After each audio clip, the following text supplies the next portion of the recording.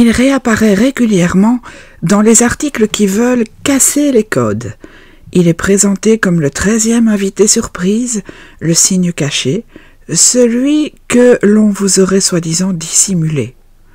Son nom, c'est le Serpentaire ou Ophiuchus. Et il sème la confusion depuis longtemps entre astronomie et astrologie. Certains disent « Tu n'es pas Sagittaire, tu es Serpentaire ». D'autres s'agacent. « Mais alors, mon signe n'est plus le bon? On nous aurait menti ?»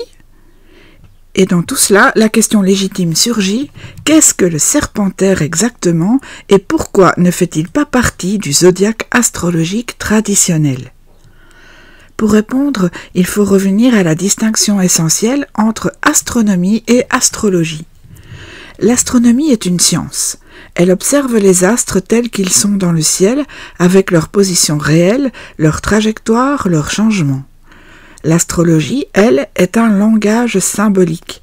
Elle ne travaille pas sur les étoiles réelles, mais sur des repères construits, des cycles, des divisions du ciel qui correspondent à des saisons, à des rythmes, à des forces intérieures.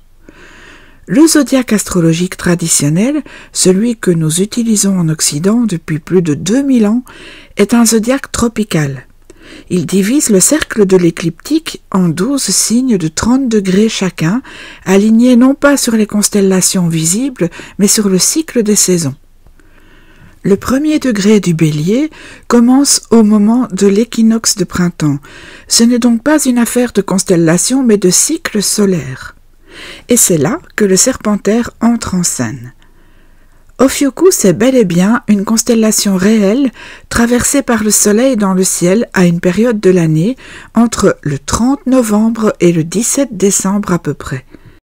Mais elle ne fait pas partie du zodiaque astrologique parce que celui-ci ne suit pas les constellations. Le Sagittaire dans notre système commence autour du 22 novembre et dure jusqu'au 21 décembre. Peu importe que dans le ciel réel, le Soleil traverse alors Ophiuchus. Ce que nous mesurons, ce sont des arcs de 30 degrés, pas la forme irrégulière des constellations. Mais pourquoi cette confusion? Elle vient en grande partie de l'évolution des constellations dans le ciel. À cause du phénomène de précession des équinoxes, les positions des étoiles ont lentement glissé par rapport à celles de l'Antiquité.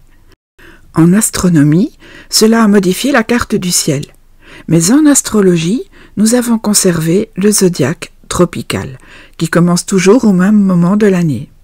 Il ne se décale pas, il reste symboliquement aligné sur les saisons. Le Serpentaire existe donc, mais dans le ciel astronomique, pas dans le langage symbolique de l'astrologie tropicale. Cela ne veut pas dire qu'il est inutile ou inintéressant. Certains astrologues contemporains, plus expérimentaux, se sont penchés sur lui. Ils ont étudié ces symboles, un homme qui maîtrise un serpent entre force et soin, entre instinct et guérison. Ils y voient une figure liée à la médecine, au pouvoir de transmutation, à la sexualité et parfois à des blessures anciennes. Ophiuchus n'est pas un signe dans notre système, mais c'est une image forte, une clé d'interprétation possible, une porte vers une lecture plus large. Alors faut-il craindre que le Serpentaire bouleverse nos repères? Non. Il faut simplement comprendre que nous ne parlons pas le même langage. Le zodiaque tropical n'a pas besoin de 13e signe. Symbolique, fondé sur 12 archétypes, 12 étapes. C'est une structure cohérente, cyclique, rythmée par les équinoxes et les solstices. C'est un outil, mais pas une carte des étoiles. Si le Serpentaire vous intrigue, si son énergie vous parle, si vous vous sentez une affinité avec cette figure entre l'homme et le serpent, vous pouvez l'explorer. Il n'a pas besoin d'un rang officiel dans le zodiaque pour vous dire quelque chose. Il est une invitation à ne pas tout enfermer dans des cases fixes. Un simple rappel que le ciel est vaste, que nos grilles de lecture sont multiples et que ce n'est pas en ajoutant un 13e signe que l'on modernisera l'astrologie. C'est plutôt en l'écoutant autrement, avec nuance, curiosité et sens. À bientôt pour un prochain épisode.